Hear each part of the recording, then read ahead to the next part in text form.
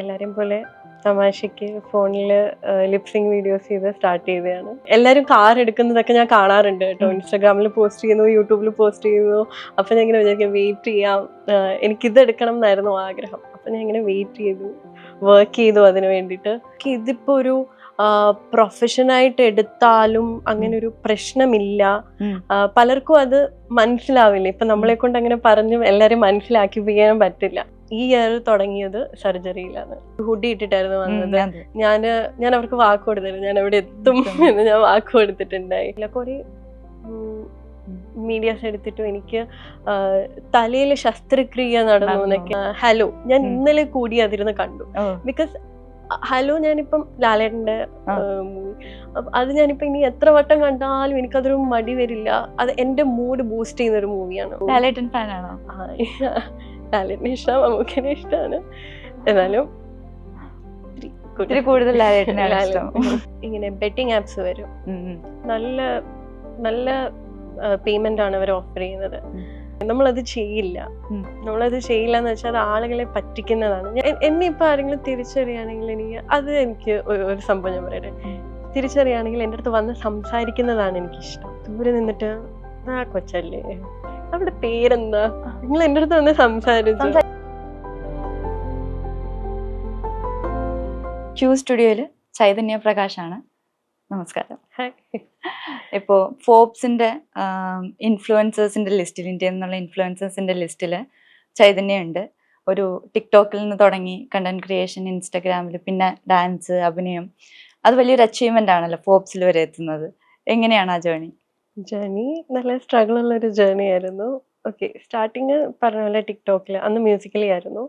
So ഞാൻ ചുമ്മാ start ചെയ്തതാണ്. എല്ലാരെയും പോലെ തമാശയ്ക്ക് ഫോണിൽ ലിപ്സിങ് വീഡിയോസ് ചെയ്ത് സ്റ്റാർട്ട് ചെയ്തതാണ്. അതാണ് ജേണിയുടെ സ്റ്റാർട്ടിങ്. ദെൻ വന്നിട്ട് കുറച്ച് സീരിയസ് ആയി തുടങ്ങി.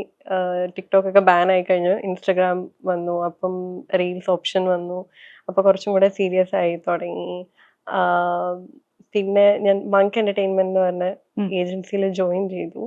അപ്പൊ പിന്നെയും സീരിയസ് ആയി തുടങ്ങി. അപ്പോഴാണ് എനിക്ക് ഇതിനെപ്പറ്റി കുറേയും കൂടെ, നമ്മൾ ഈ കേരളത്തിൽ കാണുന്ന പോലെയല്ല, ഇത് കുറച്ചും കൂടെ ഓപ്പർച്യൂണിറ്റീസ് ഉണ്ട്, എക്സ്പോഷർ ഉണ്ട് എന്ന് എനിക്ക് മനസ്സിലായത് സീരിയസ്ലി ഞാൻ ആ ഏജൻസിയിൽ ജോയിൻ ചെയ്തിട്ടാണ്. ഈ ടിക്ടോക്ക് തുടങ്ങുമ്പോൾ തന്നെ ഇതൊരു കരിയർ ആയിട്ട് മാറും, അല്ലെങ്കിൽ ഒരു കരിയർ ആക്കാം എന്നൊരു പ്ലാൻ ഉണ്ടായിരുന്നു? ഇല്ല കേട്ടോ, ഞാൻ വിചാരിച്ചതേ അല്ല. 12th കൊറോണ ടൈമിലാണ്. ഇൻസ്റ്റഗ്രാമിലായിരുന്നു ഞാനപ്പോ വീഡിയോസ് ചെയ്യുന്നത്. ടിക്ടോക്കിന്റെ ടൈമിലൊന്നും എന്റെ മൈൻഡിൽ പോലും ഞാന് ഇങ്ങനൊരു കരിയർ ഓപ്ഷൻ എടുക്കുമെന്നോ അങ്ങനെയൊന്നും ഉണ്ടായിട്ടേ ഉണ്ടായിരുന്നില്ല. ഇൻസ്റ്റഗ്രാം കൊറോണ ടൈമിലായിരുന്നു ഞാൻ ഇങ്ങനൊരു ഡെസിഷൻ എടുത്തത്. അതെ. ഇപ്പോ ലേറ്റസ്റ്റ് ആയിട്ട് പറയുകയാണെന്നുണ്ടെങ്കിൽ ഒരു BMW വാങ്ങുകയുണ്ടായി. നമ്മള് നമ്മൾ ചെയ്യണ വർക്കിന്റെ പേ ഓഫ് വിസിബിളായി കാണുക എന്നുള്ളൊരു സാധനമാണല്ലോ ഈ ഒരു കാറ് വാങ്ങുക. അതൊരു വലിയ അച്ചീവ്മെന്റ് ആണല്ലോ. അതിനപ്പുറത്തേക്ക് അതൊരു ഇമോഷണൽ മൊമെന്റ് കൂടിയാണ്. അതെങ്ങനെയായിരുന്നു? എനിക്ക് ഭയങ്കരമായിട്ടൊരു പ്രൗഡ് മൊമെന്റ് ആയിരുന്നു കേട്ടോ. ഞാനൊരു 2.5 years തൊട്ട് എനിക്ക് ഭയങ്കര ആഗ്രഹമായിരുന്നു X1 എടുക്കണം എന്ന്. അപ്പോ ഇങ്ങനെ ഓരോ പ്രാവശ്യം ഇങ്ങനെ വർക്ക് ചെയ്യുമ്പോഴും നമുക്ക് എല്ലാവരും കാർ എടുക്കുന്നതൊക്കെ ഞാൻ കാണാറുണ്ട് കേട്ടോ. ഇൻസ്റ്റാഗ്രാമിൽ പോസ്റ്റ് ചെയ്യുന്നു, യൂട്യൂബിൽ പോസ്റ്റ് ചെയ്യുന്നു. അപ്പൊ ഞാൻ ഇങ്ങനെ വിചാരിക്കും വെയിറ്റ് ചെയ്യാം, എനിക്കിത് എടുക്കണം എന്നായിരുന്നു ആഗ്രഹം. അപ്പൊ ഞാൻ ഇങ്ങനെ വെയിറ്റ് ചെയ്തു, വർക്ക് ചെയ്തു അതിന് വേണ്ടിയിട്ട്. പിന്നെ ആ ഒരു ദിവസം എന്ന് പറയുന്നത് ഞാനിങ്ങനെ എല്ലാവരോടും ചോദിക്കായിരുന്നു, എന്നെ ഒന്ന് പിച്ചിക്ക് ചെയ്ത് ഒറിജിനൽ ആണോ. അങ്ങനെ ഭയങ്കര ഒരു പ്രൗഡായിരുന്നു. പേരൻസിനായാലും എൻ്റെ അച്ഛനും അമ്മയും ഒക്കെ എന്ന് പറഞ്ഞാൽ ഭയങ്കര ഹാപ്പി ആയിരുന്നു. അതുപോലെ എൻ്റെ കൂടെ എല്ലാത്തിനും സപ്പോർട്ട് ചെയ്യുന്ന 2 ആളുകളാണ്, അച്ചുവേട്ടനും മിഥുവേച്ചിയും. ഓൺ ബ്രദറും സിസ്റ്ററും അല്ല, ബട്ട് സ്റ്റിൽ ഞാൻ അങ്ങനെ അത്രയും ട്രസ്റ്റ് ചെയ്യുന്ന 2 ആളുകളാണ്. അവരുടെയും മുഖത്ത് ഭയങ്കര പ്രൗഡായിരുന്നു. ലൈക്ക് അപ്പൊ എനിക്ക് ഭയങ്കര സന്തോഷമായി. അതെ, അത്തരത്തിലൊരു മൊമെന്റ് ഉണ്ടാവും, അല്ലെങ്കിൽ ഇതൊരു കരിയറായി ചൂസ് ചെയ്താൽ ഇത്തരത്തിൽ മുന്നോട്ട് പോകാൻ പറ്റും എന്നുള്ളൊരു പ്ലാൻ എപ്പോഴെങ്കിലും ഉണ്ടായിരുന്നോ ലൈഫിൽ? ഇല്ല, അങ്ങനെ പ്ലാനിങ് സ്റ്റാർട്ടിങ്ങിലെ ഒന്നും ഉണ്ടായിരുന്നില്ല. പക്ഷെ ഞാൻ പറഞ്ഞില്ലേ, ഒരു ടൈം കഴിഞ്ഞപ്പോൾ എനിക്ക് മനസ്സിലായി, ഓക്കെ നമുക്ക് ഇതിപ്പോ ഒരു പ്രൊഫഷനായിട്ട് എടുത്താലും അങ്ങനെ ഒരു പ്രശ്നമില്ല. പലർക്കും അത് മനസ്സിലാവില്ല. ഇപ്പൊ നമ്മളെ കൊണ്ട് അങ്ങനെ പറഞ്ഞു എല്ലാരും മനസ്സിലാക്കിപ്പിക്കാനും പറ്റില്ല. അപ്പോൾ എനിക്കത് മനസ്സിലായ ടൈമിലാണ് ഞാൻ വിചാരിച്ചു, ഓക്കെ ഞാൻ ഇതിൽ തന്നെ ഫോക്കസ് ചെയ്യാം, ഇതിൽ വർക്ക് ചെയ്യാം. ബിക്കോസ് ഇതിലെനിക്ക് കുറച്ചും കൂടെ ഞാൻ ഇത്രയും വർക്ക് ചെയ്യുന്നത്, ഹാർഡ് വർക്ക് ഇടുന്നത് ഇതിലാണ്. അപ്പോൾ എനിക്ക് റിസൾട്ടും സക്സസ് ആവാൻ പറ്റുന്നതും ഇതിലാണ് എന്നുള്ളൊരു, അങ്ങനെയാണ് ഞാൻ കോണ്ടന്റ് ക്രിയേഷൻ തന്നെ മെയിൻ ആയിട്ട്. അതിന്റെ കൂടെ സ്റ്റഡീസ് ഡ്രോപ്പ് ചെയ്യുന്നുണ്ടല്ലോ, അതായത് ഡിഗ്രി മാറിവാനേഴ്സിൽ ചെയ്യുന്നുണ്ട്. അത് ഡ്രോപ്പ് ചെയ്യുക എന്നുള്ളത് ഒരു വലിയ ഡിസിഷൻ ആണല്ലോ. അതായത് പഠിക്കുക എന്നുള്ളത് കേരളത്തിലെ നമ്മുടെ മാതാപിതാക്കൾക്ക് വളരെ ഇമ്പോർട്ടന്റ് ആയിട്ടുള്ള ഒരു കാര്യമാണ്. ചൈതന്യക്ക് ഇപ്പൊ എനിക്ക് 21 വയസ്സല്ലേ? അതെ അതെ, 21. അതിനു മുമ്പേ ഒരു തീരുമാനം എടുക്കാണ്, പഠിക്കണില്ല, പഠിത്തം നിർത്തുന്നു, കോണ്ടന്റ് ക്രിയേഷനിലാണ് ഇനി ഫോക്കസ് എന്ന് പറയുമ്പോൾ അത് മാതാപിതാക്കള് അല്ലെങ്കിൽ കുടുംബം എത്ര സീരിയസ്നെസ്സോടെയാണ് കണ്ടത്? ഞാൻ അതിൽ ഏറ്റവും ഭയങ്കര ലക്കിയാണ്. എൻ്റെ അമ്മയും അച്ഛനും എന്ന് പറഞ്ഞാൽ ഭയങ്കര സപ്പോർട്ടാണ്. ഭയങ്കര സപ്പോർട്ട് എന്ന് വെച്ചാൽ ഞാനങ്ങനെ ഒരു മോശമായ ഡിസിഷൻ എടുക്കില്ല എന്ന് എന്നെ അത്രയും ട്രസ്റ്റ് ചെയ്യുന്ന രണ്ടാളുകളാണ് എൻ്റെ അച്ഛനും അമ്മയും. അപ്പോൾ ഞാനിങ്ങനെ ഫസ്റ്റ് +2 12th ഞാൻ മെഡിസിൻ എന്ന് പറഞ്ഞിരുന്ന ഒരാളാണ്. അപ്പോൾ ഞാൻ പറഞ്ഞില്ലേ, കൊറോണ ടൈമിലാണ് ഞാനിങ്ങനെ എൻ്റെ ആഗ്രഹം മാറിയത്. അപ്പൊ ഞാനിങ്ങനെ എക്സാം കഴിഞ്ഞപ്പോൾ വീട്ടിൽ പറഞ്ഞു, എനിക്ക് മെഡിസിന് പോകണ്ട, അല്ലെങ്കിൽ ബ്രില്യൻറ്റിൽ ജോയിൻ ചെയ്യാനായിരുന്നു പ്ലാൻ ഇട്ടിരുന്നത്, നീറ്റ് എക്സാം എഴുതുക.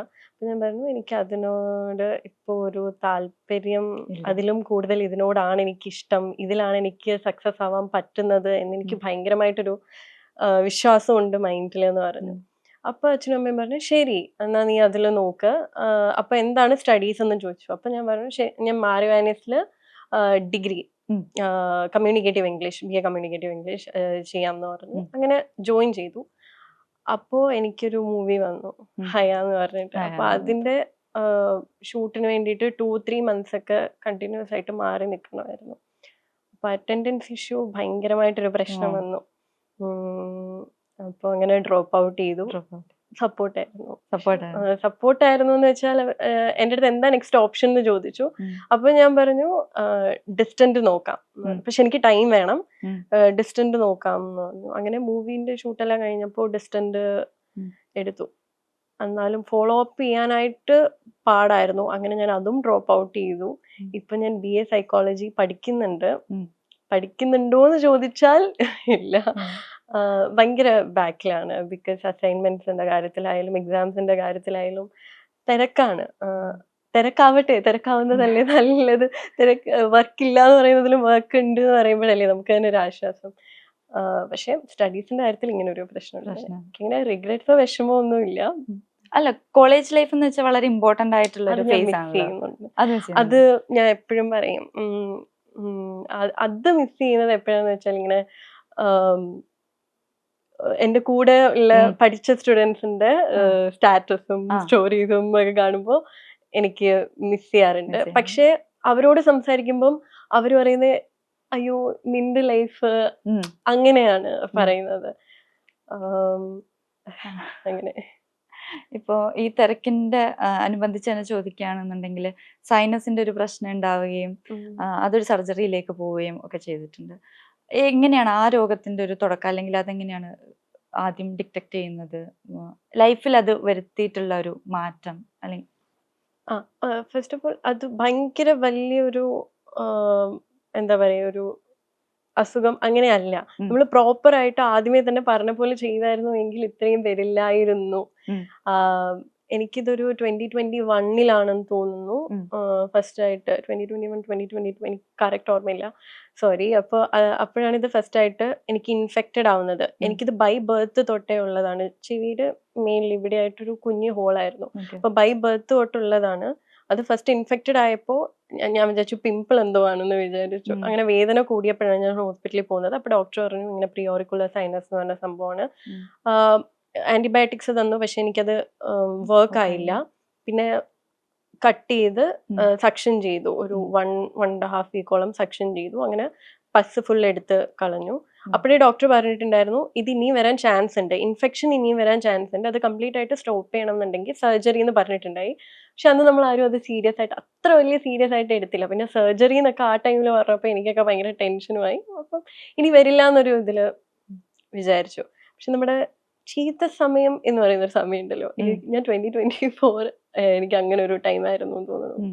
ബിക്കോസ് ഭയങ്കര പാടായിരുന്നു, ഭയങ്കര സ്ട്രഗിൾ ചെയ്തയാ. എനിക്ക് 4 പ്രാവശ്യമാണ് ഇത് ഇൻഫെക്ഷൻ ആയത്. ഈ ഇൻഫെക്ഷൻ കംപ്ലീറ്റ് ആയിട്ട് മാറാണ്ട് സർജറി ചെയ്യാനും പറ്റില്ലായിരുന്നു. അങ്ങനെ 4 തവണ എന്ന് പറയുമ്പോഴത്തേക്കിനും ഭയങ്കര പെയിൻഫുൾ. ഈച്ച് ടൈം ഇങ്ങനെ കട്ട് ചെയ്ത് സെക്ഷൻ ചെയ്തുകൊണ്ടിരിക്കും, ഇങ്ങനെ വന്നുകൊണ്ടിരിക്കുകയായിരുന്നു. പിന്നെ അത് നമ്മുടെ വർക്കിനെ എഫക്റ്റ് ചെയ്യും, നമ്മുടെ മൈൻഡിനെ എഫക്റ്റ് ചെയ്യും. ഞാൻ ആൻറ്റിബയോട്ടിക്സ് കഴിച്ചതിന് കയ്യും കണക്കും ഉണ്ടായിരുന്നില്ല. ഒരു ദിവസം ഞാൻ 9-10 മെഡിസിൻ കഴിക്കുന്നുണ്ടായി. അപ്പോൾ അത് ഹെൽത്തിന് ഭയങ്കര ടയേർഡ് ആവും, നമ്മൾ ഭയങ്കരമായിട്ട് ടയേർഡ് ആവും. അപ്പോൾ അത് വർക്കിനെ എഫക്റ്റ് ചെയ്യില്ലേ. പിന്നെ 2024 ഡിസംബർ എൻഡിൽ അത് ഇത്തിരി ഗ്രോത്ത് MRI ചെയ്തപ്പോൾ ഗ്രോത്ത് ഉണ്ട്. അപ്പോൾ ഉടനെ തന്നെ പെട്ടെന്ന് അങ്ങ് സർജറി ചെയ്തു. ഈ ഇയർ തുടങ്ങിയത് സർജറിയിലാണ്. ഒരു പബ്ലിക് ഇവന്റിൽ വന്നിട്ടുണ്ടായിരുന്നല്ലോ, അത് ആ സർജറിയുടെ സർജറിയുടെ കഴിഞ്ഞ് ഒരു കുറച്ച് ദിവസം കഴിഞ്ഞിട്ടാണ്. കുറച്ച് ദിവസം തന്നെ 1-2 ഡേയ്സ് അല്ല, ഒരു പ്രോപ്പർ റെസ്റ്റ് എടുത്ത്. എനിക്ക് കറക്റ്റ് ദിവസങ്ങൾ ഓർമ്മയില്ല എത്ര. പക്ഷെ ഭയങ്കര വാർത്തയായിരുന്നു അത്. ഭയങ്കര, ഞാനൊരു ഹുഡി ഇട്ടിട്ടായിരുന്നു വന്നത്. ഞാൻ അവർക്ക് വാക്ക് കൊടുത്തിരുന്നു, ഞാൻ അവിടെ എത്തും എന്ന് ഞാൻ വാക്ക് കൊടുത്തിട്ടുണ്ടായി. അപ്പോ അതുകൊണ്ടാണ് ഞാൻ പോയത്. പിന്നെ എനിക്ക് പോകാൻ പറ്റുന്നു, എനിക്ക് അത്ര വലിയ ബെഡ് റെസ്റ്റ് ആയിട്ടുള്ള ഒരു അവസ്ഥയിലും അല്ലായിരുന്നു ഞാൻ. അങ്ങനെയുള്ള ഒരു സംഭവമൊന്നും ആയിരുന്നില്ല, എനിക്ക് പോകാൻ പറ്റുമായിരുന്നു. സോ ഞാൻ പോയി. പക്ഷെ അത് ഇത്ര വൈറലാകും എന്ന് എനിക്ക് അറിയത്തില്ലായിരുന്നു. ഞാൻ നോക്കിയപ്പോ അങ്ങനെയാണെന്ന് തോന്നുന്നു കുറെ മീഡിയാസ് ഒക്കെ അതൊക്കെ എടുത്തിട്ടു.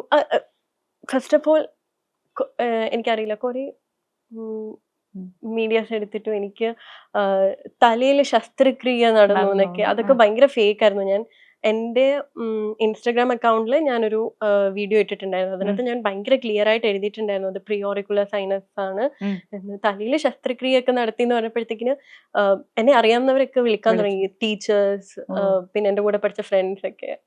പിന്നെ അതൊരു കോമഡി സംഭവമായി മാറി. ഞാൻ പറയാം അങ്ങനെയൊന്നും അല്ല. ഇപ്പോ ഈ കോണ്ടന്റ് ക്രിയേഷൻ എന്ന് പറയുന്ന സാധനമാണെന്നുണ്ടെങ്കിൽ ഒരു സ്ഥിരത ഇല്ലാത്ത, നമുക്കൊരു സ്ഥിരമായിട്ട് നമുക്കൊരു ജോബ് ഉണ്ടായിരിക്കും, അല്ലെങ്കിൽ ഇൻകം ഉണ്ടായിരിക്കും, നമുക്ക് പറയാൻ പറ്റാത്ത ഒരു മേഖലയാണല്ലോ. അതുപോലെ തന്നെ ഇൻവെസ്റ്റ്മെന്റ് അധികമില്ലാത്ത ആളുകൾക്ക് ഇതിലേക്ക് കടന്നു വരാൻ കൂടി പറ്റുന്ന ഒരു മേഖല. ഇവിടെ റിലവൻ്റ് ആയി നിൽക്കുക എന്ന് പറയുന്നത് ഒരു ടാസ്ക് ആണല്ലോ. അതിനെ എങ്ങനെയാണ് ചൈതന്യ സമീപിക്കുന്നത് എപ്പോഴും? ഇൻകമിന്റെ കാര്യം ചോദിക്കുകയാണെങ്കിൽ, നമുക്കിപ്പോൾ കൺസിസ്റ്റന്റ് ആയിട്ട് എല്ലാ മന്തും ഇൻകം കിട്ടുമോ എന്ന് ചോദിച്ചാൽ അത് നമ്മൾ വർക്ക് ചെയ്യുന്നതിനനുസരിച്ചിരിക്കും. നമ്മൾ കൺസിസ്റ്റന്റ് ആയിട്ട് വർക്ക് ചെയ്യുകയാണെങ്കിൽ നമ്മൾക്ക് അതിനുള്ള ഇൻകം കിട്ടും. പിന്നെ കൺസിസ്റ്റൻസി, നമ്മൾ ഭയങ്കര ട്രൂ ആയിട്ട് നിൽക്കുക, അതാണ് ഏറ്റവും എനിക്കതാണ് തോന്നിയിട്ടുള്ളത്. അങ്ങനെ ഫേക്ക് ആയിട്ട് നിൽക്കുമ്പോഴാണ് കുറെയൊക്കെ കഴിയുമ്പോൾ എല്ലാം തകിടം മറിഞ്ഞ് പോകുന്നത്. അതെ, സിനിമയിലേക്കുള്ള ഇഷ്ടമാണ് ഈ കോണ്ടന്റ് ക്രിയേഷനിലേക്ക് എത്തിച്ചതെന്ന് മുമ്പ് പറഞ്ഞിട്ടുണ്ട്. അഭിനയിക്കാനുള്ള ആഗ്രഹമാണ് എന്നുള്ളത്. ഈ അഭിനയിക്കുക എന്നുള്ള ആഗ്രഹം എവിടെ നിന്നാണ് വരുന്നത്? അതായത് കലാതിലകമായിരുന്നു എന്നറിയാം, ഡാൻസ് ചെയ്യും എന്നറിയാം. അഭിനയത്തിലേക്ക് എങ്ങനെയാണ്? അഭിനയം ഡാൻസ് തന്നെ ആയിരിക്കും. ഞാൻ കുഞ്ഞുനാള് തൊട്ടേ കലോത്സവം അങ്ങനെ പോയ കുട്ടിയാണ്. അപ്പൊ ഇപ്പൊ സ്കൂളിൽ പഠിക്കുമ്പോഴായാലും കലോത്സവം അങ്ങനെ അതായിരുന്നു എനിക്കിഷ്ടം. അപ്പൊ എൻ്റെ അടുത്ത് ഇങ്ങനെ ടീച്ചേഴ്സ് ഒക്കെ ചോദിക്കുമായിരുന്നു, എൻ്റെ അമ്മയും ചോദിക്കുമായിരുന്നു. പഠിത്തം, ഞാനിങ്ങനെ ഡാൻസിനൊക്കെ പ്രാക്ടീസ് ചെയ്യാൻ പോകുമ്പോഴാണ് പഠിത്തവും കോൺസെൻട്രേറ്റ് ചെയ്ത് കൊണ്ടുപോകുന്നത്. ഡാൻസ് ഒന്നും ഇല്ലെങ്കിൽ ടീച്ചേഴ്സ് ഒന്നും പറയത്തില്ലല്ലോ, അങ്ങനെ ഒരു ഇതായിരുന്നു. എനിക്ക് അഭിനയത്തിനോട് ഇഷ്ടം വന്ന് തുടങ്ങിയത് എവിടെ നിന്നാണെന്ന് ചോദിച്ചാൽ ഓഫ് കോഴ്സ് ഡാൻസ് തന്നെയാണ്. ഞാൻ ക്ലാസിക്കൽ ഡാൻസ് ആയിരുന്നു ചെയ്യുന്നത്. ക്ലാസിക്കൽ ഡാൻസ് ആണ് പഠിച്ചത്. അപ്പോൾ ചെയ്യുമ്പോഴായാലും അടവ് ചവിട്ടാൻ ഭയങ്കര മടിയാണ് എനിക്ക്. അപ്പൊ എൻ്റെ മാഷ് തന്നെ പറയും, അടവ് ചവിട്ടാൻ ഭയങ്കര മടിയാണ് എനിക്ക്. പക്ഷെ അഭിനയിക്കാൻ എനിക്ക് അന്നും ഭയങ്കര ഇഷ്ടമാണ്, എന്തോ എനിക്ക് ഇഷ്ടമാണ്. അങ്ങനെ ഈ സിനിമ ടേസ്റ്റ് എന്ന് പറയുമ്പോൾ ഏതുതരം സിനിമകളാണ് ഇഷ്ടം, അല്ലെങ്കിൽ ഏതുതരം സിനിമകൾ ചെയ്യാനാണ് ഇഷ്ടം? എങ്ങനെയാണ് ചൈതന്യയുടെ ഒരു സിനിമ ടേസ്റ്റ് എന്ന് പറയുന്നത്? കാണാൻ ഇഷ്ടമാണോ അതോ ചെയ്യാൻ ഇഷ്ടം? കാണാൻ ഇഷ്ടമുള്ളത് ആദ്യം പറയും. കാണാൻ ഇഷ്ടം, അത് എൻ്റെ മൂഡ് ഡിപ്പെൻഡ് ചെയ്തിരിക്കും. പക്ഷെ എനിക്ക് ഭയങ്കര വയലൻസ് അത് എനിക്ക് കാണാൻ പറ്റില്ല. ഞാൻ ചിലപ്പോ കരയും, എൻ്റെ മൂഡിനെ ഭയങ്കരമായിട്ട് അത് മാറ്റും, അഫക്റ്റ് ചെയ്യും. അപ്പൊ ഞാൻ അങ്ങനെ അത്രയും വയലന്റ് ആയിട്ടുള്ള സാധനങ്ങള് കാണാറില്ല. എനിക്കത് പറ്റില്ല, അത്രയും പറ്റില്ല. അല്ലാതെ എനിക്ക് ഭയങ്കരമായിട്ട് ചില മൂവീസ് ഉണ്ട്. ഫോർ എക്സാമ്പിൾ ഒരു മൂവി ഞാൻ പറയാം, ഹലോ ഞാൻ ഇന്നലെ കൂടി അതിരുന്ന് കണ്ടു. ഓ ബിക്കോസ് ഹലോ ഞാനിപ്പം ലാലേട്ടന്റെ മൂവി, അത് ഞാനിപ്പോ ഇനി എത്ര വട്ടം കണ്ടാലും എനിക്കതൊരു മടി വരില്ല. അത് എന്റെ മൂഡ് ബൂസ്റ്റ് ചെയ്യുന്ന ഒരു മൂവിയാണ്. എനിക്ക് എത്ര വട്ടം വേണമെങ്കിലും ഇങ്ങനെ കണ്ടോണ്ടിരിക്കുക. അത് ലാലേട്ടനെ കാണുമ്പോ തന്നെ എനിക്കങ്ങ് സമാധാനം, എന്റെ ടെൻഷൻ കാര്യങ്ങളും എല്ലാം പോകും. ലാലേട്ടൻ ഫാനാണോ? ലാലേട്ടനെ ഇഷ്ടം, മമ്മൂക്കനെ ഇഷ്ടമാണ്. എന്നാലും ഇത്തിരി കൂടുതൽ ലാലേട്ടനാണ് ഇഷ്ടം. ഇഷ്ടമാണ്, സിനിമ കാണാൻ ഇഷ്ടമാണ്. ഞാൻ 2025 ഇങ്ങനെ എനിക്കൊരു ന്യൂ ഇയർ റെസൊല്യൂഷൻ പോലെ ഞാൻ എടുത്തിട്ടുണ്ടായിരുന്നു. എല്ലാ ദിവസവും എന്തെങ്കിലും ലൈക്ക് അറ്റ്ലീസ്റ്റ് ഒരു മൂവിയോ ഏതെങ്കിലും ഒരു സീരീസിന്റെ എപ്പിസോഡോ കാണണം എന്ന്. ഞാനത് ട്രൈ ചെയ്യുന്നുണ്ട്. അതും ആ ഒരു സാധനം, ആ ഒരു റെസൊല്യൂഷൻ മാത്രമാണ് ഞാൻ ഈ ദിവസം വരെ കൊണ്ടുപോയിട്ടുള്ളത് കേട്ടോ. അതായത് ചില ദിവസങ്ങള് ട്രാവൽ ഒക്കെ ചെയ്യുമ്പോൾ നമുക്ക് പറ്റാറില്ല. അത് അവോയ്ഡ് ചെയ്ത് നോക്കിയാൽ ഞാൻ ബാക്കി എനിക്ക് അതിൽ കുറേയും കൂടെ നോളജ് വരുത്തണം എന്ന് ഭയങ്കര ആഗ്രഹം ഉണ്ടായിരുന്നു. സിനിമ കാണണം, കുറേയും കൂടെ മനസ്സിലാക്കണം, അങ്ങനെ. സോ ട്രൈ ചെയ്യുന്നുണ്ട്. ഇപ്പൊ ഈ ടിക്ടോക്ക് ഒക്കെ ചെയ്യുന്ന കാലത്ത് ഈ ആളുകൾ ഒബ്വിയസ്ലി ആളുകൾക്ക് ഈ കളിയാക്കണ സ്വഭാവം ഉണ്ടാവില്ലേ ഈ ടിക്ടോക്കിന്, നമ്മുടെ സർക്കിളിലാണെന്നുണ്ടെങ്കിലും മറ്റു കാര്യം. ഇത് കുറച്ചുകൂടെ സീരിയസ് ആയിട്ട് എടുത്തു തുടങ്ങുമ്പോഴും ആളുകള് ഇതൊക്കെ ഒരു ജോബാണോ എന്ന് ചോദിക്കുന്ന തരത്തിൽ അങ്ങനെയുള്ള പേഴ്സണലി അങ്ങനെയുള്ള സിറ്റുവേഷൻ ഒക്കെ ഫേസ് ചെയ്യേണ്ടി വന്നിട്ടുണ്ടോ? കമന്റ്സ് ഇപ്പോ അങ്ങനെ വരാറില്ല. പണ്ട് വന്നിട്ടുണ്ട്, തുടക്കകാലത്ത്. പണ്ട് തുടക്കകാലത്തൊക്കെ വന്നിട്ടുണ്ടായി. അന്ന് പിന്നെ ഞാൻ ഏജന്റ് ആയിരിക്കും, നമ്മൾ അങ്ങനെ മൈൻഡ് ചെയ്യില്ല. പിന്നെ ഒരു കുറച്ച് കഴിഞ്ഞപ്പോ ഇങ്ങനെ ഞാൻ നെഗറ്റീവ് കമന്റ്സ് ഞാൻ അധികം എന്റെ അക്കൗണ്ടിൽ വെക്കില്ല. എനിക്ക് അത്ര കാണാൻ താല്പര്യം ഇല്ലാത്ത കമന്റ്സ് ആണ് എന്നെ എന്തെങ്കിലും എനിക്ക് വിഷമം വരുത്തും എന്നുണ്ടെങ്കിൽ ഞാൻ അത് ഡിലീറ്റ് ചെയ്ത് കളയും. പിന്നെ ഞാൻ ശ്രദ്ധിച്ചിട്ടുള്ള ഒരു സംഭവമാണ്, നമ്മുടെ അക്കൗണ്ടിൽ ഒരു വീഡിയോന് ഒരാള് നെഗറ്റീവ് ഇട്ടാലാണ് നല്ല വീഡിയോ ആണെന്ന് കരുതുക. ആ വീഡിയോയിൽ ഒരാള് നെഗറ്റീവ് ഇട്ടാൽ ബാക്കി പിന്നീട് നെഗറ്റീവ് കമന്റ്സ് വന്നോണ്ടിരിക്കും. ആ കമന്റ് ഡിലീറ്റ് ചെയ്ത് നോക്ക്, വരില്ല. എനിക്കത് വർക്ക് ആയിട്ടുണ്ട്, എന്താന്നറിയില്ല അങ്ങനെ. പക്ഷെ എനിക്ക് അങ്ങനെ പേഴ്സണലി തോന്നിയിട്ടുണ്ട്. ഇപ്പം ഈ നെഗറ്റീവ് കമന്റിന്റെ കാര്യം പറയുമ്പോൾ ഇപ്പൊ ദിൽഷയുമായിട്ട് ചേർന്നോ അല്ലെങ്കിൽ റംസാനുമായിട്ട് ചേർന്നോ ഒക്കെ ഡാൻസ് വീഡിയോ ഇടുമ്പോ ഒരു കമ്പാരിസൺ ഈ കമന്റ് ബോക്സിൽ നടക്കാറുണ്ട്. അല്ലെങ്കിൽ ഒന്നുകിൽ ചൈതന്യെ സപ്പോർട്ട് ചെയ്തിട്ടായിരിക്കും, അല്ലെങ്കിൽ നെഗറ്റീവ് പറഞ്ഞുകൊണ്ടായിരിക്കും. അത് അഫക്ട് ചെയ്യാറുണ്ടോ? ഇല്ല, അത് എഫക്ട് ചെയ്യാറില്ല. അതെന്താണെന്ന് ചോദിച്ചാല്, ഇപ്പൊ ഞാനും ദിലുവും കൂടെ ഡാൻസ് ചെയ്തിട്ട് എനിക്ക് ദിലുവിനെ അറിയാം. റംസായിട്ട് ഞാൻ പേഴ്സണലി അങ്ങനെ ഡാൻസ് ചെയ്തിട്ടില്ല, എന്നാലും ഞങ്ങൾ ഒരുമിച്ച് എല്ലാരും ഒരുമിച്ച് ചെയ്തിട്ടുണ്ട്. അപ്പോഴായാലും ഞങ്ങൾ എങ്ങനെയാണെന്ന് അറിയാം. പിന്നെ ഓഡിയൻസ് ആണ് കൂടുതലും എന്താ പറയാ, അവരിങ്ങനെ ഞങ്ങൾക്ക് വേണ്ടി ടൈം സ്പെൻഡ് ചെയ്ത് അങ്ങനെ പ്രശ്നങ്ങൾ കണ്ടെത്തുന്നത് അവരാണ്. അപ്പൊ നമ്മൾ അതിനെ പ്രത്യേകിച്ച് കാര്യമില്ല. ഈ സോഷ്യൽ മീഡിയ ഒരു ഇൻകം സോഴ്സ് കൂടിയാണല്ലോ. പെയ്ഡ് പ്രൊമോഷൻസ്, അഡ്വർടൈസ്മെന്റ്സ് ഒക്കെ എടുക്കാറുണ്ട്. ഇത് നിലനിൽക്കുന്നത് ആളുകളുടെ ഒരു നമ്മളോടുള്ള വിശ്വാസം, ട്രസ്റ്റിന്റെ മേലാണല്ലോ ഇത് നിൽക്കുക. അപ്പോൾ അതിനെ പ്രൊട്ടക്ട് ചെയ്യുന്ന രീതിയിലാണോ ഈ എൻഡോഴ്സ്മെന്റുകൾ സ്വീകരിക്കാറ്? അതായത് ഇന്ന ബ്രാൻഡിൻ്റെത് ഞാൻ ചെയ്യില്ല, അല്ലെങ്കിൽ ഇപ്പൊ ഈ റമ്മി പോലുള്ള കാര്യങ്ങൾക്കൊക്കെ എതിരെ ആളുകൾക്ക് രൂക്ഷമായിട്ട് കമന്റ് ചെയ്യാറുണ്ടല്ലോ, ഇതിൽ പ്രോത്സാഹിപ്പിക്കരുത്, പൈസ കൊടുത്തുകൊണ്ടുള്ള ഓൺലൈനിൽ ഇത്തരത്തിലുള്ള ഗെയിമിനെ പ്രോത്സാഹിപ്പിക്കരുത്, ഇത്തരത്തിൽ കമന്റുകൾ വരാൻ. അത്തരത്തിലൊരു തീരുമാനം എടുത്തിട്ടുണ്ടോ? എടുത്തിട്ടുണ്ട്. ഞാന് ഫിനാൻഷ്യലി ഭയങ്കര സ്ട്രഗിൾ ചെയ്ത ടൈമിലായാലും ഇങ്ങനെ ബെറ്റിംഗ് ആപ്സ് വരും, നല്ല നല്ല പേയ്മെന്റ് ആണ് അവർ ഓഫർ ചെയ്യുന്നത്. അപ്പോ ഞാൻ പറഞ്ഞില്ലേ, അജു ഏട്ടൻ എൻ്റെ ഒരു ബ്രദറാണ്, എൻ്റെ ഒരു മെന്ററും കൂടെയാണ് ഇതില് കോണ്ടന്റ് ക്രിയേഷനിൽ. അപ്പം ഞാനും അജുവേട്ടനും അറിയാം, എനിക്കും അറിയാം നമ്മളത് ചെയ്യില്ല. എന്ന് വെച്ചാൽ അത് ആളുകളെ പറ്റിക്കുന്നതാണ്. ഞാൻ ഇന്നേ വരെ അങ്ങനെ ഒരു സാധനം ചെയ്തിട്ടില്ല.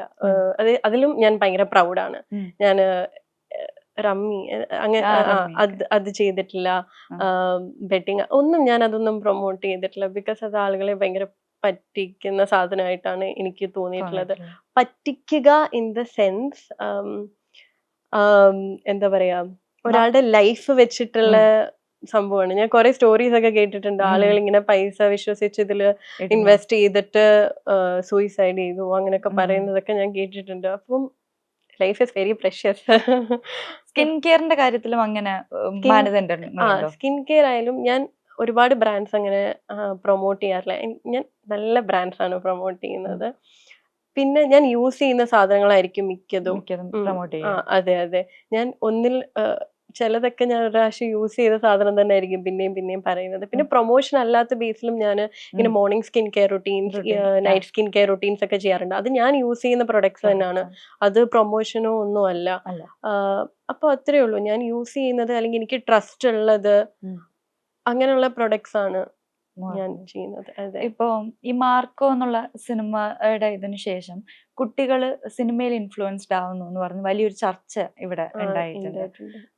അതിന് താഴെ വന്നിട്ടുള്ള കമന്റുകൾ ഈ കുട്ടികൾ ഏറ്റവും കൂടുതൽ ഉപയോഗിക്കുന്ന സോഷ്യൽ മീഡിയ ആണ്. സോഷ്യൽ മീഡിയ കണ്ടന്റുകളിൽ ഉണ്ടാകുന്ന വയലേഷനുകൾ അല്ലെങ്കിൽ അവിടെ ഉണ്ടാവുന്ന ഈ ദ്വയാർത്ഥ പ്രയോഗങ്ങൾ, ഡബിൾ മീനിങ് ജോക്കുകൾ, അങ്ങനെയുള്ള കാര്യങ്ങളൊക്കെ അങ്ങനെയും അതും കുട്ടികളെ ഇൻഫ്ലുവൻസ് ചെയ്യുന്നുണ്ട് എന്ന് പറയുന്നുണ്ട്. ഇപ്പോ ചൈതന്യക്കാകുമ്പോൾ ഒരു 1.5 മില്യൺ ഫോളോവേഴ്സ് എന്തോ സംതിങ് ഉണ്ട്.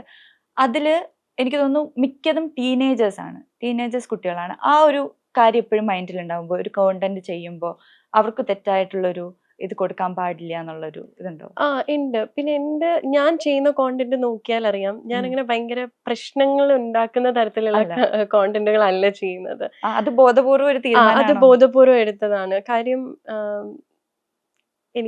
എനിക്ക് കുറച്ച് പേടിയൊക്കെ ഉള്ള കൂട്ടത്തില. അപ്പം ഞാൻ കാരണം ആരുടെയും ഇതൊന്നും സ്പോയിൽ ആവുന്നത് എനിക്ക് ഭയങ്കര പേടിയുള്ള കൂട്ടത്തിലാണ് കേട്ടോ. അപ്പൊ ഞാൻ ഡാൻസ് കോണ്ടന്റ് ആണ് ചെയ്യുന്നത്. അപ്പൊ അത് ആർക്കും ഒരു പ്രശ്നവും ഉണ്ടാവില്ല. പിന്നെ റിലേറ്റബിൾ കോണ്ടന്റുകളാണ് ഞാൻ ചെയ്യുന്നത്. പിന്നെ ബ്യൂട്ടി കോണ്ടന്റുകൾ അങ്ങനെയാണ് ചെയ്യുന്നത്. അപ്പൊ അതൊന്നും ആരിലും ഭയങ്കരമായ പ്രശ്നങ്ങൾ ഉണ്ടാക്കില്ല. പിന്നെ ഞാൻ ഇപ്പൊ ഒരു കോണ്ടന്റ് ഡെലിവറി ചെയ്യുന്ന വേ ആണെങ്കിലും അത് ഞാൻ വളരെ ഹംബിൾ ആയിട്ട് വളരെ നല്ല ലാംഗ്വേജിലാണ് ഞാനത് പ്രസന്റ് ചെയ്യാനായിട്ട് നോക്കുന്നത്. അങ്ങനെയുള്ള ഇതൊക്കെയുണ്ട്. നമ്മൾ ഉപയോഗിക്കുന്ന വാക്ക് തെറ്റായി പോകരുത് എന്നൊക്കെയുള്ള കൺസേണുകളൊക്കെ. മേ ബി എന്റെ ക്യാരക്ടർ അങ്ങനെ ആയതുകൊണ്ടായിരിക്കാം. ഞാൻ എല്ലാത്തിലും കുറച്ച് കൂടുതൽ ഇങ്ങനെ എല്ലാം ചെയ്യുമ്പോ ഇങ്ങനെ കുറേ തിങ്ക് ചെയ്തിട്ട് ചെയ്യുന്ന ഒരാളാ. ഓവർ തിങ്കിങ് എന്നാണ് തോന്നുന്നു അതിന് പറയുന്നത്. അപ്പൊ ഞാൻ അങ്ങനെ തിങ്ക് ചെയ്തിട്ട് ചെയ്യുന്നത് അതുകൊണ്ടായിരിക്കാം. ഇപ്പൊ ചോദിക്കുകയാണെന്നുണ്ടെങ്കിൽ ഈ ഇൻഫ്ലുവൻസേഴ്സിന്റെ ലൈഫ് ഈ ഓഡിറ്റ് ചെയ്യപ്പെടുന്നത്, അതായത് നിങ്ങളിടുന്ന ഒരു ഫോട്ടോ മറ്റ് പേജുകളിൽ മറ്റ് മോശം ക്യാപ്ഷനുകളിൽ പ്ലേസ് ചെയ്യപ്പെടുന്നത് ഒരു സ്ഥിരം കാഴ്ചയാണ്. അല്ലെങ്കിൽ നിങ്ങൾ ചെയ്യുന്ന ഒരു പ്രവൃത്തി അല്ലെങ്കിൽ അങ്ങനെ വളരെ നമ്മൾ കോമൺ ആയി ചെയ്യുന്ന കാര്യങ്ങൾ മറ്റർത്ഥങ്ങളിലായിട്ട് മറ്റ് പല പേജുകളിൽ വരുന്ന അവസ്ഥ, അങ്ങനത്തെ ഉള്ള സിറ്റുവേഷൻസ് ഉണ്ടായിട്ടുണ്ടോ? അങ്ങനെ ഒരു സംഭവം എനിക്ക് ഉണ്ടായിട്ടുണ്ട്. ഇപ്പൊ ഞാൻ എൻ്റെ ഒരു പേജില്, എന്റെ ഇൻസ്റ്റഗ്രാം പേജിൽ ഞാനൊരു ഫോട്ടോ പോസ്റ്റ് ചെയ്യുകയാണെങ്കിൽ അത് കുഴപ്പമില്ല. പക്ഷെ ഇപ്പൊ വേറെ ചില പേജുകളുണ്ട്, ഭയങ്കര വൃത്തികേടായിട്ട് ഇടുന്ന പേജുകളുണ്ട്. സോ അവരിടുമ്പം ആളുകൾ അതിനെ ഒരു സെക്ഷലൈസ് ആയിട്ടുള്ള രീതിയിലാണ് കാണുന്നത്.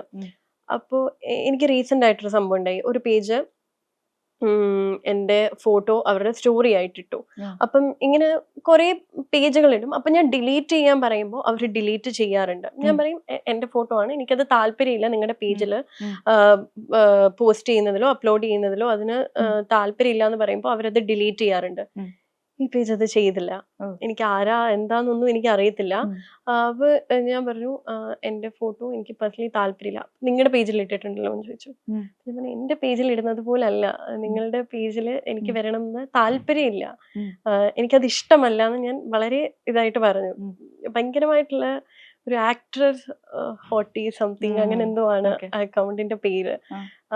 സോ എനിക്കത് താല്പര്യമില്ലായിരുന്നു. പക്ഷെ ഡിലീറ്റ് ചെയ്തില്ല. എനിക്ക് ഇത്തരത്തിലുള്ള കാര്യങ്ങളിൽ നിയമ നടപടി സ്വീകരിക്കുക എന്നുള്ള രീതിയിലൊക്കെ ചിന്തിച്ചിട്ടുണ്ടോ എന്ന് ചോദിച്ചാൽ ഉണ്ട്. പക്ഷെ അതിനു വേണ്ടിയിട്ട് ഞാൻ അങ്ങോട്ടൊരു എഫേർട്ട് സത്യം പറഞ്ഞാൽ ഇട്ടിട്ടില്ല. എന്താ ചെയ്യാ, ഇതിന് നിയമത്തിന്റെ നമ്മൾ പറഞ്ഞു നോക്കി. ഒരു എന്താ പറയാ, ഒരു നല്ല മൈൻഡുള്ള ഒരു നോർമൽ കോമൺ സെൻസ് ഉള്ള ഒരു വ്യക്തിയാണെങ്കിൽ അത് ഡിലീറ്റ് ചെയ്യേണ്ടതാണ്. അത് ചെയ്തില്ല. എന്തിനാ ആളുകൾ ഇങ്ങനെ ചെയ്യുന്നതെന്ന് സത്യം പറഞ്ഞാൽ എനിക്കിപ്പോഴും അറിയില്ല. അവർക്ക് എന്താ സന്തോഷം കിട്ടുക. ഞാൻ പറഞ്ഞിട്ടില്ലേ, നോർമലി ഞാൻ ഡിലീറ്റ് ചെയ്യാൻ പറഞ്ഞാൽ ചെയ്യാറുണ്ട്. ഈ പുള്ളി ചെയ്തില്ല. അടുത്ത ദിവസം എനിക്കെന്തോ ടെക്സ്റ്റും ചെയ്തു. ഉം. ലൈക്ക് ഇങ്ങനെ ഞാൻ ചെയ്യാംന്ന് പറഞ്ഞിട്ട് പോയി. ഉം. പിന്നെ ചെയ്തില്ല. ഞാനത് സ്ക്രീൻഷോട്ട് എടുത്ത് ചിലപ്പോൾ ഞാൻ എൻ്റെ അക്കൗണ്ടിലിട്ട് അതിന് കൂടുതൽ ഫോളോവേഴ്സ് കയറി അങ്ങനെ ഓക്കെ. ഇതാവുമോ, എനിക്ക് അങ്ങനെയും കൂടെ എനിക്ക് അറിയില്ല എന്താ സംഭവിക്കാന്ന്. ഇപ്പൊ പേഴ്സണലി എനിക്കിപ്പോ നമ്പർ തന്ന് വിളിച്ച് സംസാരിച്ച് 2 ചീത്ത വിളിക്കുന്ന പോലെ അല്ലല്ലോ. ഇതെനിക്ക് അറിയില്ല ഇനി ആളുകൾ കൂടുതലായിട്ട് കാണുമോ. ഇപ്പൊ നമുക്കൊക്കെ ഒരു ഇടവേള കിട്ടിക്കഴിഞ്ഞു കഴിഞ്ഞാൽ നമ്മൾ ആദ്യം ചെയ്യുക ഈ ഇൻസ്റ്റാഗ്രാമിൽ പോയിട്ട് റീല് സ്ക്രോൾ ചെയ്യുക എന്നുള്ളതാണ്. അപ്പോൾ എൻ്റെ ഇൻസ്റ്റാഗ്രാമിൽ ഞാൻ പോകുമ്പോൾ എൻ്റെ ഇഷ്ടത്തിനനുസരിച്ചിട്ടാണ് അതിന്റെ അൽഗോരിതം ഉണ്ടാവുക. ചൈതന്യയുടെ ഇൻസ്റ്റഗ്രാം എന്ന് പറയുന്നത്, അല്ലെങ്കിൽ ചൈതന്യക്ക് കാണാൻ ഇഷ്ടമുള്ള റീൽസ് എന്ന് പറയുന്നത് എങ്ങനത്തതായിരിക്കും? എൻ്റെ എല്ലാം മിക്സ് ആയിരിക്കും. ഡാൻസ് വീഡിയോസ് കാണും എൻ്റെ ഫീഡില്, അതുപോലെ റിലേറ്റബിൾ സ്റ്റഫ്സ് കാണും, കോമഡി കോണ്ടന്റ് കാണും, ചിലപ്പോൾ ചില സ്റ്റുപ്പിഡ് ആയിട്ടുള്ള റീൽസ് ഒക്കെ വരും. സ്റ്റുപ്പിഡ് ഒന്നും ഇല്ലാത്ത കുറെ മണ്ട സാധനങ്ങളൊക്കെ ഇല്ലേ, അങ്ങനെയുള്ള സംഭവങ്ങളൊക്കെ വരും. ചില ടൈമിൽ എനിക്കത് കാണാൻ ഇഷ്ടമാണ് ആക്ച്വലി. ഞാനതിങ്ങനെ കണ്ടിരിക്കും.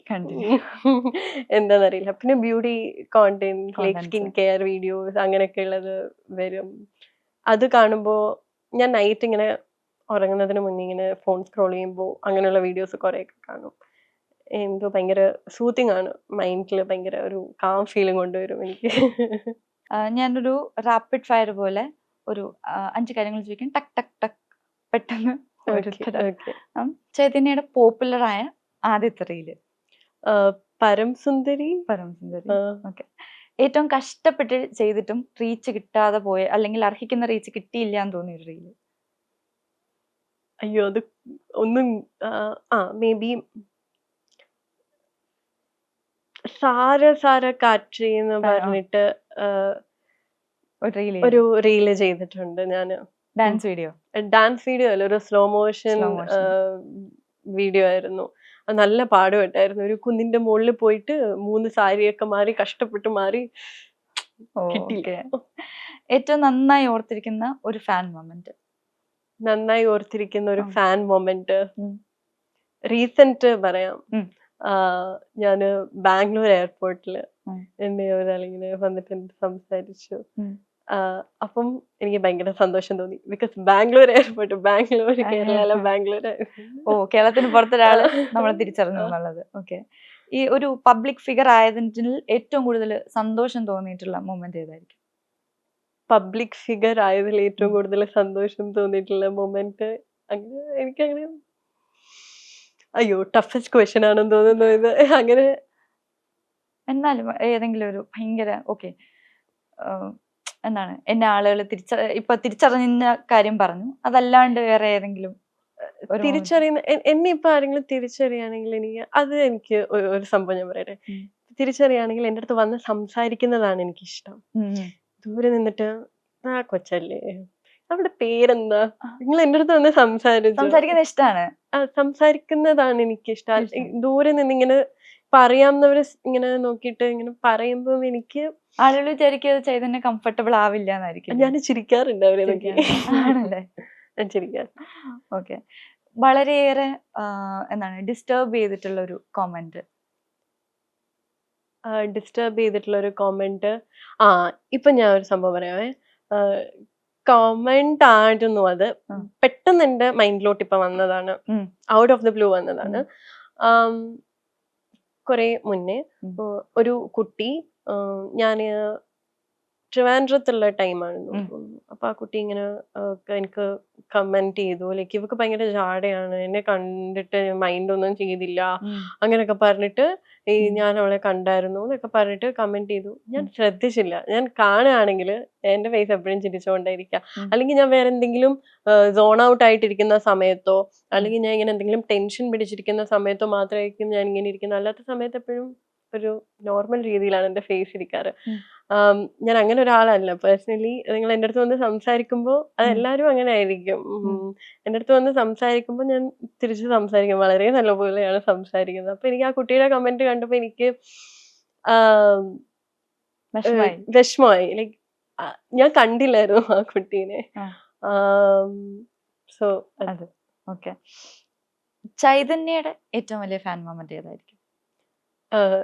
രൺബീർ കപൂർ. രൺബീർ കപൂർ രൺബീർ കപൂർ, അതെ. ഓക്കെ. സോഷ്യൽ മീഡിയയിൽ ഏറ്റവും കൂടുതൽ ചൈതന്യ സ്റ്റോക്ക് ചെയ്ത ഒരു സെലിബ്രിറ്റി അല്ലെങ്കിൽ ഒരു ഇൻഫ്ലുവൻസർ? ഞാൻ സ്റ്റോക്ക് ചെയ്യുന്ന ഒരു സെലിബ്രിറ്റി, ഇടയ്ക്കൊക്കെ ഒന്ന് കയറി നോക്കി എന്ത് ചെയ്യണമെന്നൊക്കെ നോക്കണേ. അങ്ങനെ നോക്കുവാണെങ്കിൽ ഈശ്വര കുറേ പേരുണ്ട്. എന്താ അവരെല്ലാം ഇട്ടേക്കുന്നത് ഞാൻ ഇടയ്ക്ക് നോക്കാറുണ്ട്. ഇവിടെ ഉള്ളവരല്ല, പുറത്തുള്ളവരാട്ടോ. ഇൻസ്റ്റാഗ്രാമിൽ കൂടുതലും ഞാൻ കുറച്ചും കൂടെ, ഈ യൂട്യൂബ് പറയുകയാണെങ്കിൽ കൃതി സനൻ സ്റ്റോക്ക് ചെയ്യാറ്. ബിക്കോസ് അത് ഈയിടെയായിട്ട് കുറേയും കൂടെ ഇത് ചെയ്യുന്നതെന്ന് വെച്ചാല്, ഞാൻ കഴിഞ്ഞ ഇയറില് ഇന്റർനാഷണൽ ഫിലിം ഫെസ്റ്റിവലിന് പോയിട്ടുണ്ടായി. അപ്പോ ഒരു പാനലിന്റെ ഇതിന് കൃതി സനോൻ സംസാരിക്കുന്നുണ്ടായി. അപ്പോ എന്ത് ഭയങ്കര സുന്ദരിയായിരുന്നു. അപ്പൊ ഞാൻ ഇങ്ങനെ കണ്ടപ്പോ എല്ലാരും അത് കാണാൻ വന്നിരുന്ന എല്ലാരും പറയുന്നത് ഇങ്ങനെ കൃതി സനന്റെ ബ്യൂട്ടിനെ പറ്റിയായിരുന്നു. ഭയങ്കര ഭംഗിയായിരുന്നു. അതിന് ഭയങ്കര ഹമ്പിളായിട്ട് പുള്ളിക്കാരിനെ പ്രസന്റ് ചെയ്യുന്ന രീതി എന്ന് പറയുന്നത് എനിക്ക് ഭയങ്കര ഇഷ്ടപ്പെട്ടു. ആ ഒരു കോൺഫിഡൻസ്, ആ ഒരു ഹംപിളായിട്ട് സംസാരിക്കുന്നത്, കൈൻഡ് ആയിട്ടുള്ള രീതി എനിക്ക് ഭയങ്കരമായിട്ട് ഇഷ്ടപ്പെട്ടു.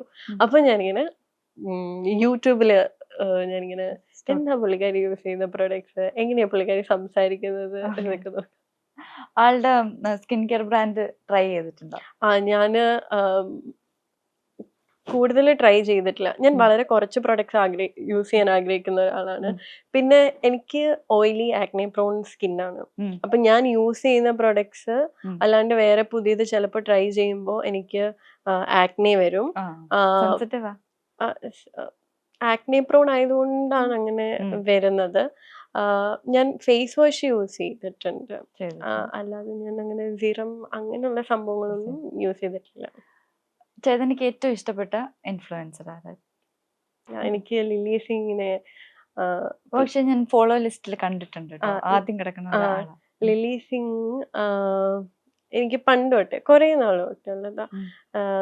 യൂട്യൂബിലൊക്കെ ലില്ലി സിംഗിന്റെ ഫസ്റ്റ് വീഡിയോ എനിക്ക് തോന്നുന്നത് how to tie a turban എന്ന് പറയുന്ന ഒരു വീഡിയോ ആയിരുന്നു. ഒരു ഗ്രീൻ മാറ്റൊക്കെ വെച്ചിട്ട് ഇട്ടൊരു ടർബൻ എന്തോ അങ്ങനെ എന്തോ സംഭവമായിരുന്നു ഫസ്റ്റ് വീഡിയോ. അതിൽ നിന്ന് ഇപ്പം ഭയങ്കര ലെവലായി. പിന്നെ പുള്ളിക്കാരി കുറെ ഗേൾ എഡ്യൂക്കേഷൻ ഒക്കെ ഭയങ്കരമായിട്ട് സപ്പോർട്ട് ചെയ്യുന്നുണ്ട്. നല്ലൊരു ഹ്യൂമൻ ആണ്.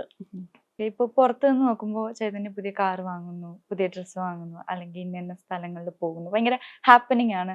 ആളുകൾ നോക്കുമ്പോൾ അതൊരു പോസിറ്റീവ് സൈഡാണ്. പക്ഷെ ഇതല്ലാണ്ട് ഒരു സ്ട്രഗിൾസ്, ഹേറ്റ് കമന്റ്സിനോടുള്ള ഒരു എന്താണ് അതിന്റെ റിയാക്ഷൻസ്, ഇതൊക്കെ കൂടി ഉള്ളതാണല്ലോ ലൈഫ്. അതിനെ കുറിച്ചിട്ട് എന്താണ്? ഹേറ്റ് കമന്റ്സ് ഞാൻ അങ്ങനെ നോക്കാറില്ല. ഇപ്പൊ ഞാൻ നോക്കാറില്ല. അതൊരു നമുക്ക് നമ്മുടെ ലൈഫിൽ വേറെ കാര്യങ്ങളില്ല, അപ്പൊ നമ്മൾ അതിനെ കുറിച്ച് മൈൻഡേ ചെയ്യില്ല, നമ്മൾ അതിനെ ബോധറേ ചെയ്യില്ല ഹേറ്റ് കമന്റ്സ്. പിന്നെ ഞാൻ പറഞ്ഞല്ലോ, എനിക്ക് പിന്നെ ഞാനിപ്പോ ഒരെണ്ണം കണ്ടു, അതിനി എനിക്ക് ബോധറാകുമോ എന്ന് തോന്നുവാണെങ്കിൽ ഞാൻ ഡിലീറ്റ് ചെയ്യും. അത്രേ ഉള്ളൂ. അല്ലാത്ത സ്ട്രഗിൾസ് എന്ന് പറയുന്നത് ഇപ്പോ ഞാൻ പറഞ്ഞില്ലേ, കൺസിസ്റ്റന്റ് ആയിട്ടിരിക്കുക. എന്നെ സംബന്ധിച്ച് എന്റെ ഫേസ് കാണുമ്പോ തന്നെ മില്യൺ വ്യൂസ് കിട്ടും, നോ, അങ്ങനെയല്ല. ഞാൻ നല്ല കോണ്ടന്റ് ഇടണം. ചില സമയത്ത് എത്ര നല്ല കോണ്ടന്റ് ഇട്ടാലും കയറണം എന്നില്ല. അപ്പൊ അതിന് വേണ്ടിയിട്ട് എപ്പോഴും വർക്ക് ചെയ്യുക, എപ്പോഴും പോസ്റ്റ് ചെയ്യുക, എന്താണ് അടുത്തത് കോണ്ടന്റ് ഇടേണ്ടത്, അതിനെ കുറിച്ച് പ്ലാൻ ചെയ്യുക. അങ്ങനെ വലിയ റിസർച്ച് ഉണ്ടല്ലേ കോണ്ടന്റ്സിന്റെ ഒക്കെ പുറകില്. കോണ്ടന്റ് ഇപ്പോ ഫോർ എക്സാമ്പിൾ ഡാൻസ് വീഡിയോ എടുക്കുകയാണെങ്കിൽ ഓക്കെ, ലൊക്കേഷൻ, കോസ്റ്റ്യൂം അങ്ങനെയൊക്കെ ആയിരിക്കും നമ്മൾ തിങ്ക് ചെയ്യുന്നത്. റിലേറ്റബിൾ ഇടുമ്പോഴാണ് എന്റെ അക്കൗണ്ട് കൂടുതൽ വർക്ക് ആവുന്നത്. ചൈതന്യക്ക് ചെയ്യാൻ ഇഷ്ടം എനിക്ക് റിലേറ്റബിൾ ആണ് ചെയ്യാൻ ഇഷ്ടം. ബിക്കോസ് നല്ല രസം അതിന്റെ കമന്റ് സെക്ഷൻസ് വായിക്കാൻ. കമന്റ്സ് വായിക്കാറുണ്ട്, ഞാൻ റിപ്ലൈ കൊടുക്കാറുണ്ട്. അത് പുതിയ പുതിയ വീഡിയോസ് പോകുമ്പോൾ ഞാൻ പഴയതിന് എനിക്ക് അങ്ങനെ കമന്റ്സ് കൊടുക്കാൻ പറ്റില്ല. പക്ഷെ ഇന്ന് ഞാനൊരു വീഡിയോ അപ്ലോഡ് ചെയ്താൽ ഞാൻ ആദ്യത്തെ ഒരു 20 minutes ഞാൻ കമന്റ്സിന് തന്നെ ഇത് കൊടുക്കും. പിന്നെ ഞാൻ കിടക്കാൻ നേരം കുറച്ച് കമന്റ്സിന് റിപ്ലൈ ഒക്കെ ചെയ്യും. അപ്പൊ ഇങ്ങനെ കമന്റ്സ് വായിക്കുമ്പോൾ എനിക്ക് ഭയങ്കര ചിരിയൊക്കെ വരുന്നത്, അല്ലെങ്കിൽ ഓക്കെ ചിലവർ സ്റ്റോറീസ് ഒക്കെ പറയുന്നത് റിലേറ്റബിളിന്റെ ആയിരിക്കും. അപ്പൊ എനിക്ക് അത് ചെയ്യാനാണ് കൂടുതൽ ഇഷ്ടം. റിലേറ്റബിൾ ചെയ്യാൻ എന്നെ സംബന്ധിച്ച് ഞാൻ ഇങ്ങനെ ഇരിക്കുമ്പോൾ കിട്ടുന്ന ഒരു സംഭവമല്ല. കോമഡി പ്ലസ് റിലേറ്റബിൾ എന്ന് പറയുന്നത് കുറച്ച് ഹാർഡാ. എന്നെ സംബന്ധിച്ച് എനിക്ക് അങ്ങനെ പെട്ടെന്ന് കിട്ടാറില്ല. അപ്പൊ ഞാൻ ഇങ്ങനെ ആലോചിക്കും എന്താ ഇതിനെന്താ ചെയ്യാൻ പറ്റുകയെന്ന് ആലോചിക്കും. അപ്പൊ ഇങ്ങനെ കുറെ കുറെ കുറെ ആലോചിച്ചായിരിക്കും കിട്ടുന്നത്. 2 സിനിമകളിൽ അഭിനയിച്ചിട്ടുണ്ട്. പുതിയ പ്രോജക്റ്റുകളെ പറ്റി പറ. ഓക്കെ, പുതിയ പ്രൊജക്ട് എന്ന് പറയുന്നത് ഒരെണ്ണം ഉടുമ്പൻചോല വിഷൻ. അത് നെക്സ്റ്റ് മന്ത് റിലീസായിരിക്കും. കൺഫേം ആയിട്ടില്ല, എന്നാലും മോസ്റ്റ് പ്രോബബ്ലി നെക്സ്റ്റ് മന്ത്. അത് പ്രധാനപ്പെട്ട റോളാണോ? പ്രധാനപ്പെട്ട ഒരു ചെറിയ പ്രധാനപ്പെട്ട റോളാണ്. വേറെ അപ്പൊ ഉടുമ്പൻചോല വിഷൻ അത് ഡയറക്ട് ചെയ്യുന്നത് സലാം ബുഖാരി. അത് മാത്രമേ ഉള്ളൂ? വേറൊരെണ്ണം ഒരു റൊണാൾഡോ ചിത്രം. റൊണാൾഡോ ചിത്രം ഡയറക്ട് ചെയ്തിരിക്കുന്നത് റിനോയ് കല്ലൂർ, റിനോയ് ചേട്ടനാണ്. അതിലും ഞാനൊരു കുഞ്ഞ് വേഷം ചെയ്തിട്ടുണ്ട്. അത് 27th ആയിരിക്കും. ബാക്കി സിനിമകളുടെ കഥകളൊക്കെ കേൾക്കുന്നുണ്ടോ? ഇല്ല, ഞാൻ അങ്ങനെ അത് കഴിഞ്ഞ് എനിക്ക് വലിയ കഥകൾ വാങ്ങിയൊന്നും ഇതുവരെ അല്ല. ഫ്യൂച്ചർ എന്താണ് ഇപ്പോ പ്ലാൻ? ഫ്യൂച്ചർ പ്ലാൻസ് എൻ്റെ ഒരു ഇത് വെച്ചിട്ട് ഞാൻ അങ്ങനെ എനിക്ക് എന്തെങ്കിലും പ്ലാൻ ഉണ്ടെങ്കിലും എനിക്കത് പറയുന്നതിനോട് പേഴ്സണലി താല്പര്യം ബിലീവർ ആണല്ലേ? അതെ, ഇല്ലാത്ത കൂട്ടത്തിലാണ്. കാര്യം എൻ്റെ ഈ നിമിഷം വരെ ഞാൻ ഞാൻ എൻ്റെ വായിന്ന് പറഞ്ഞിട്ടുണ്ടെങ്കിൽ ഇപ്പം നാളെ നടക്കാനിരിക്കുന്ന സംഭവമാണെങ്കിൽ അത് നീളും, അല്ലെങ്കിൽ ചിലപ്പോ നടക്കില്ല. അപ്പൊ അങ്ങനെ ഒരു വിശ്വസിക്കുന്ന ആളാണ്. കണ്ണ് കിട്ടും എന്നൊക്കെ വിശ്വസിക്കുന്ന ആളാണ്. അതുകൊണ്ട് ഞാൻ അങ്ങനെ ഫ്യൂച്ചറിൽ എന്തെങ്കിലും പ്ലാൻസ് ഉണ്ടെങ്കിലും അങ്ങനെ പറയാറില്ല. പിന്നെ വർക്ക് ചെയ്യാ, നടക്കട്ടെ, നടന്നിട്ടേ പറയാം. എന്തായാലും ഫ്യൂച്ചറിൽ നല്ല നല്ല കാര്യങ്ങൾ സംഭവിക്കട്ടെ. നല്ല നല്ല സംഭവങ്ങൾ നടക്കുമ്പോൾ സോഷ്യൽ മീഡിയയിലൂടെ അറിയിക്കുക. അപ്പൊ നമുക്ക് വീണ്ടും കാണാം. Thank you so much.